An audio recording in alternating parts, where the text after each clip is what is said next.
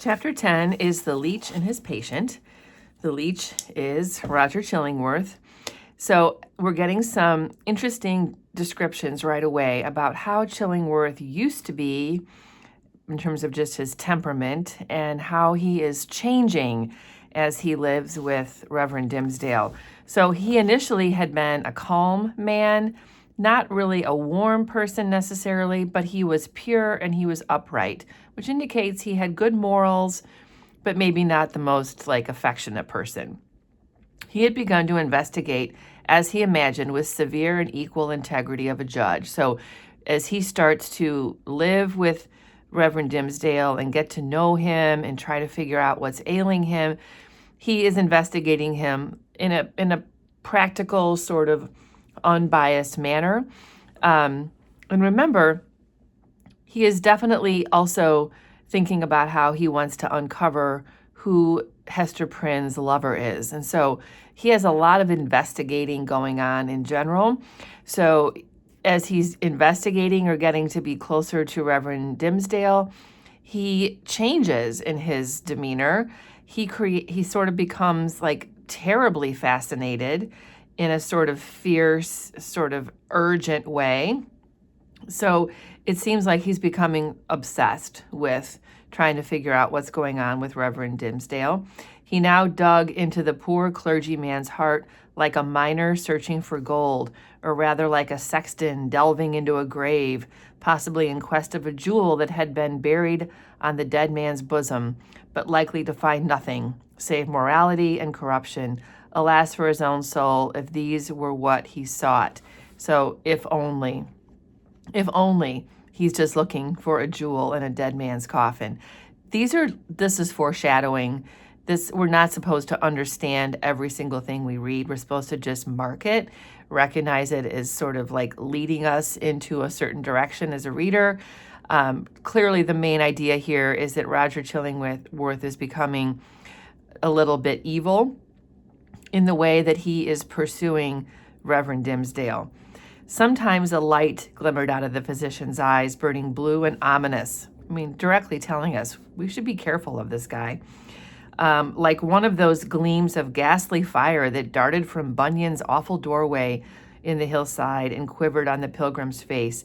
So this is a reference, it's an allusion. Remember, allusions are spelled with an A, are references to texts outside of this one.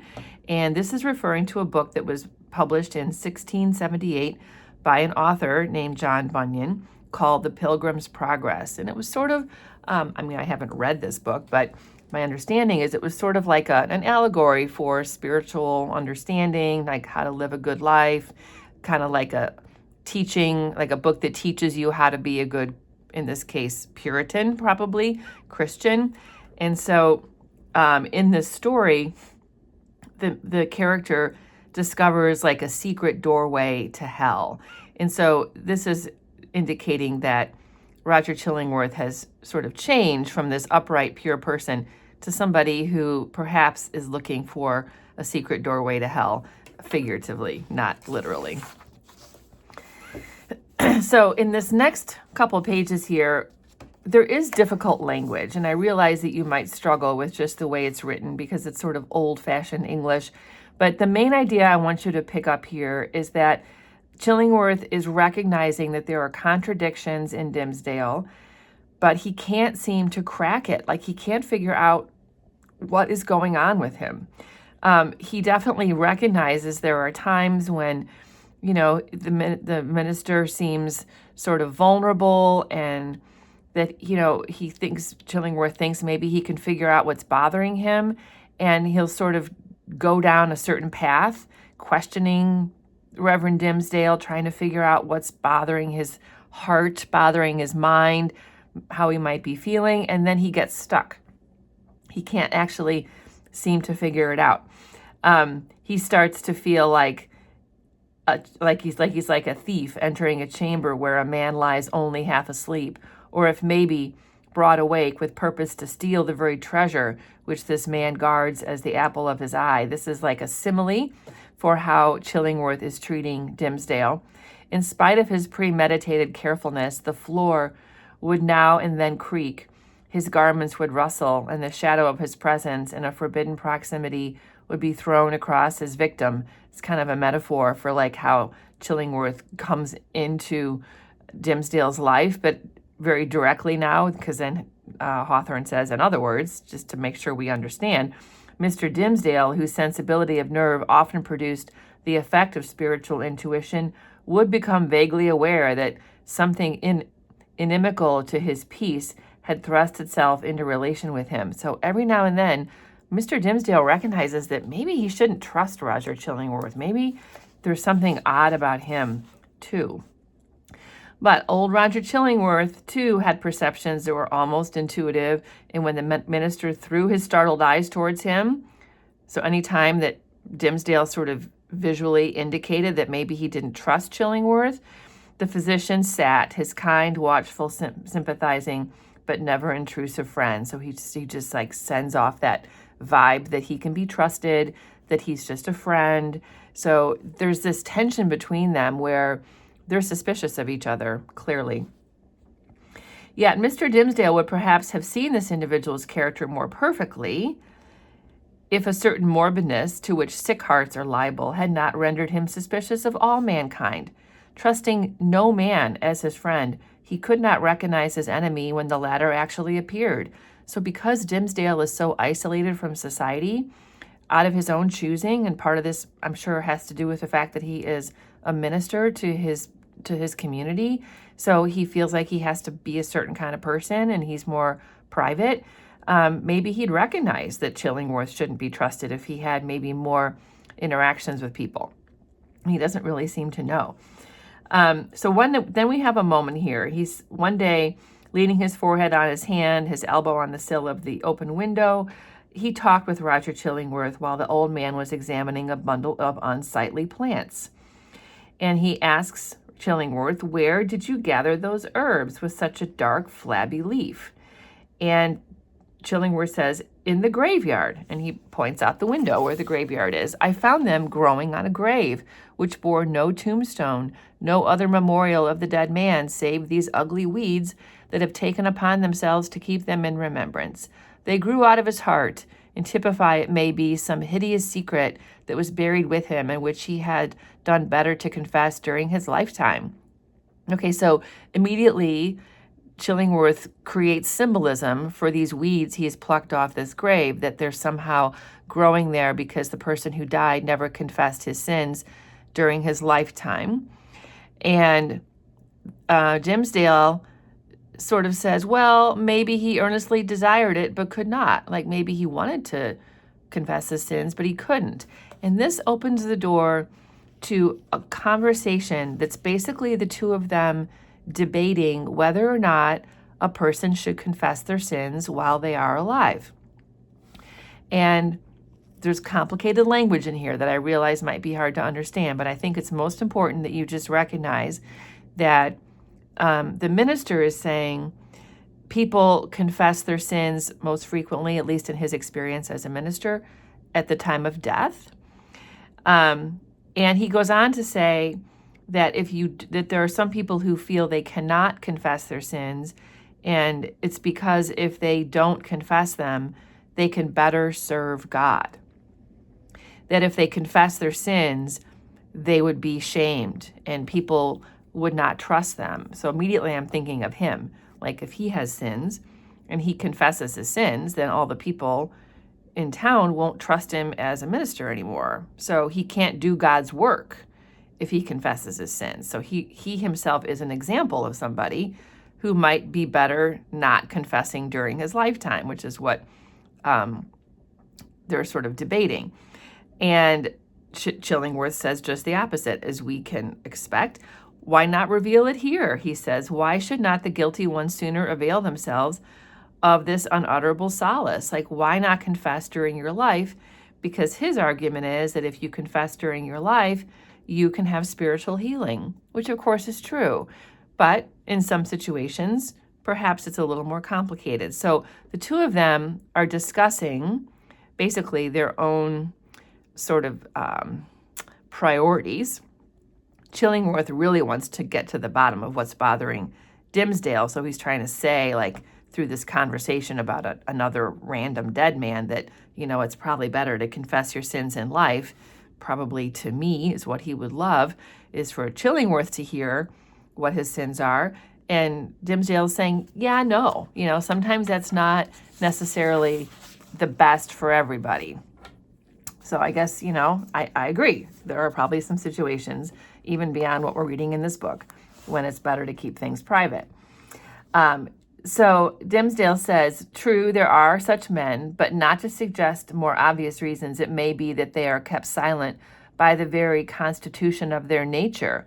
Or can we suppose it, guilty as they may be, retaining nevertheless a zeal for God's glory and man's welfare, they shrink from displaying themselves black and filthy in the view of men? He's going on to say, like, if they're living out God's purpose, they are atoning for their sin every day, and they don't want to be seen as black and dirty, as sinful, as shameful, because they have a purpose for God. So that's what he's saying here.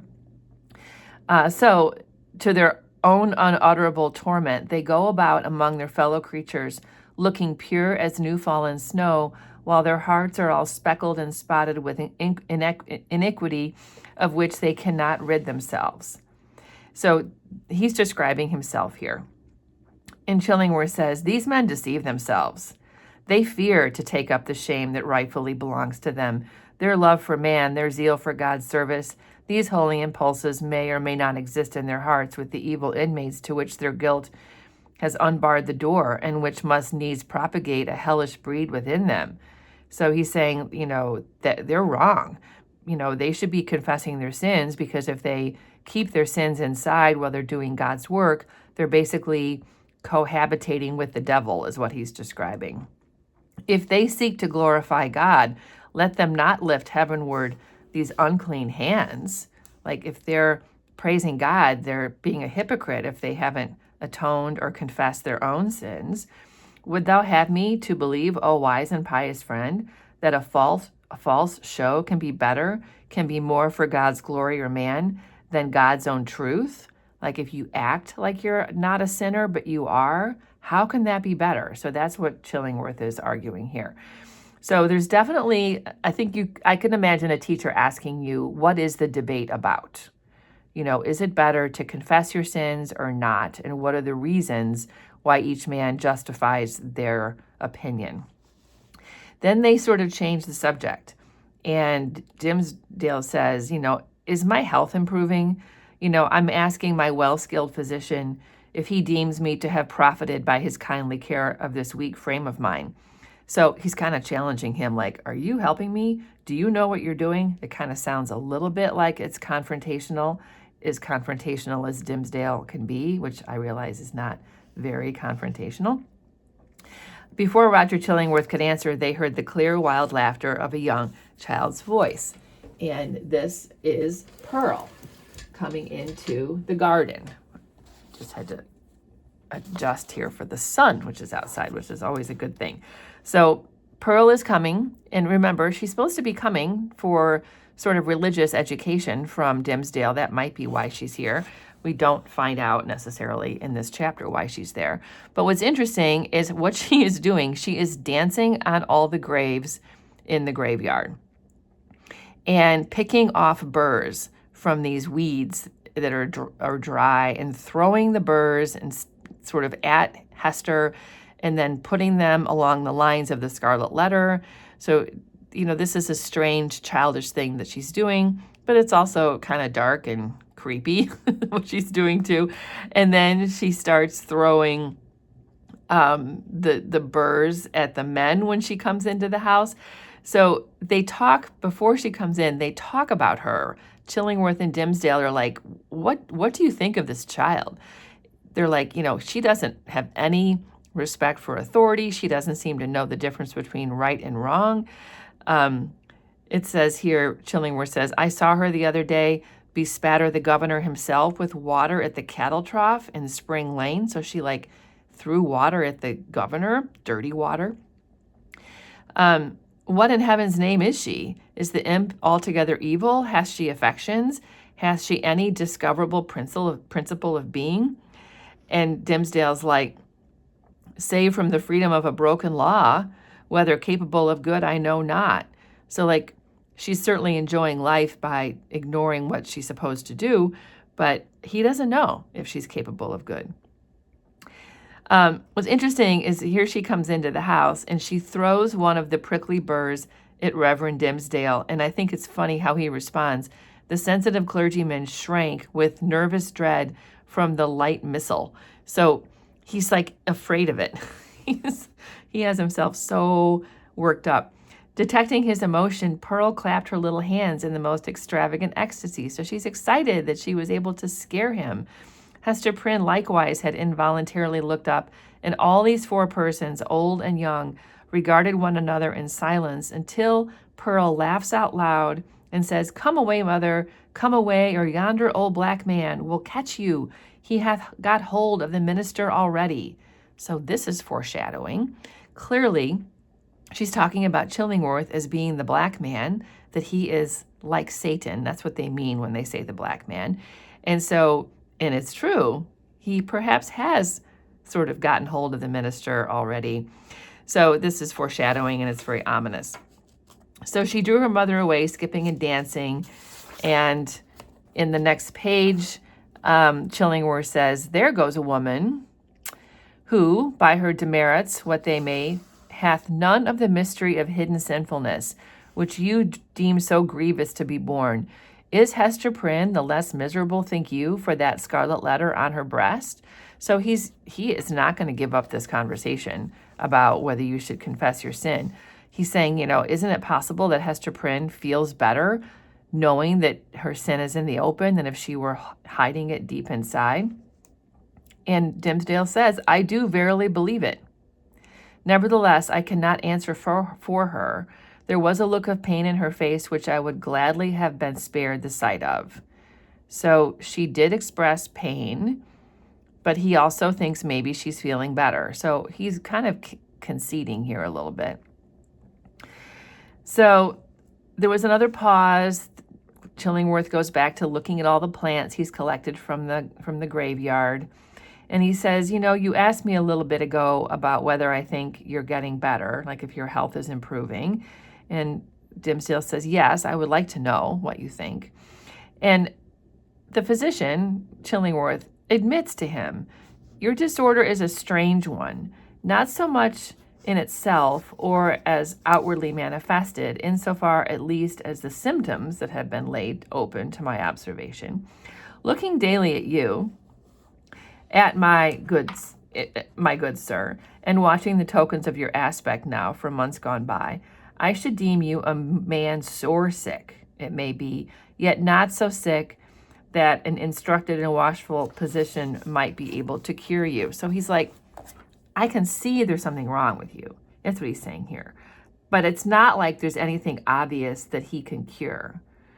But I know not what to say the disease is, what I seem to know, yet not know it not. So like, I recognize some aspects of your illness, but not everything. So he's not sure. And of course, this is confusing. Well, you speak riddles. He is speaking riddles. Then to speak more plainly, he says, I crave pardon, sir, should it seem to require pardon, for this needful plainness of my speech. Let me ask as your friend, as one having charge, hath all the operations of this disorder been fairly laid open and recounted to me? So he's asking, like, have you told me everything that's going on with you? Because I'm having a hard time figuring it out. And I'm just wondering if maybe you haven't been completely honest. And the minister says, how can you question it? Surely it were child's play to call in a physician and then hide the sore. Logically, yes, that does seem to be true. So he's like, you're telling me I know everything? He's just like, are you sure I know everything? So he says, yes, I've said everything.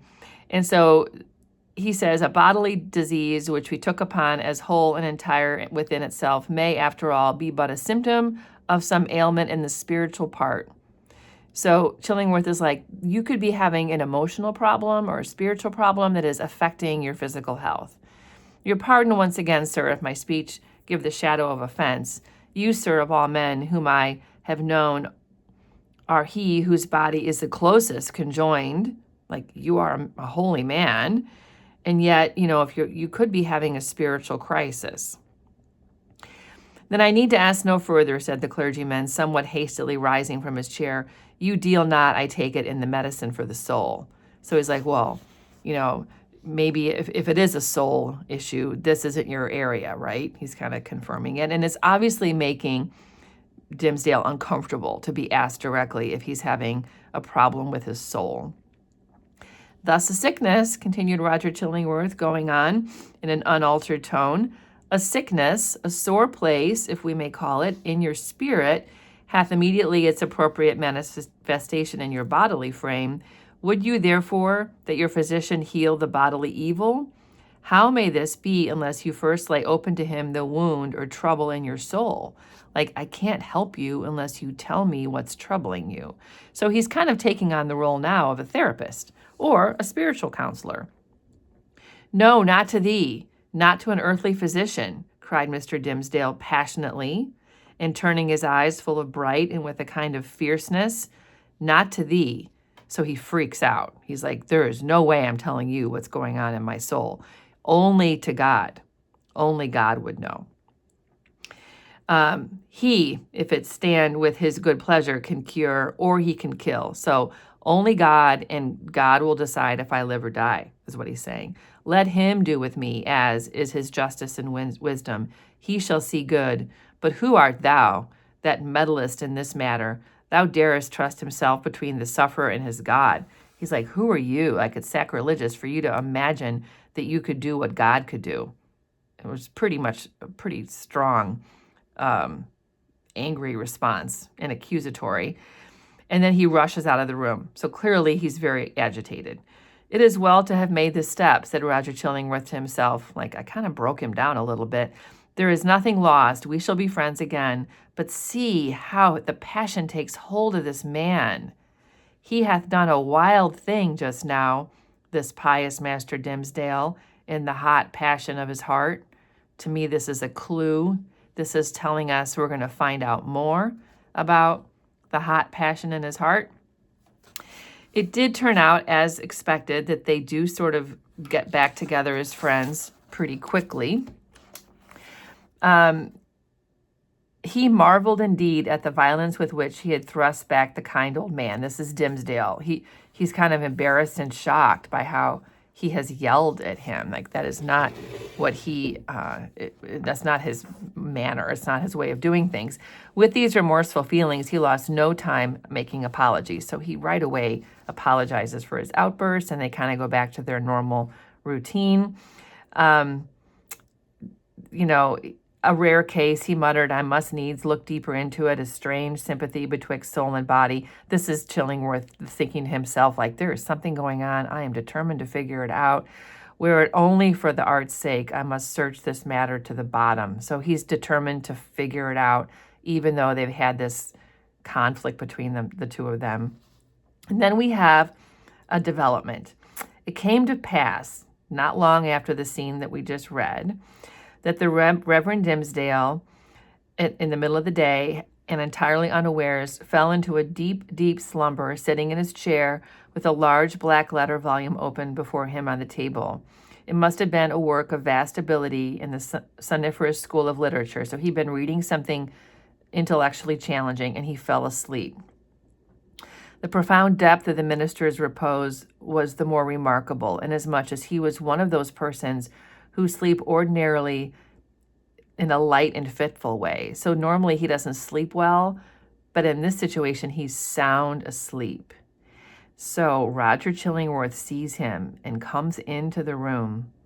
Without any extraordinary precaution, he comes in the room. The physician advanced directly in front of his patient, laid his hand upon his bosom, and thrust aside the vestment. This would be like the clothing he's wearing, like his robe or his tunic or whatever it is he's wearing, that hitherto had always covered it, even from the professional eye. So he always wore it makes sense, he always wore his clothes, but he wore his shirt typically buttoned up.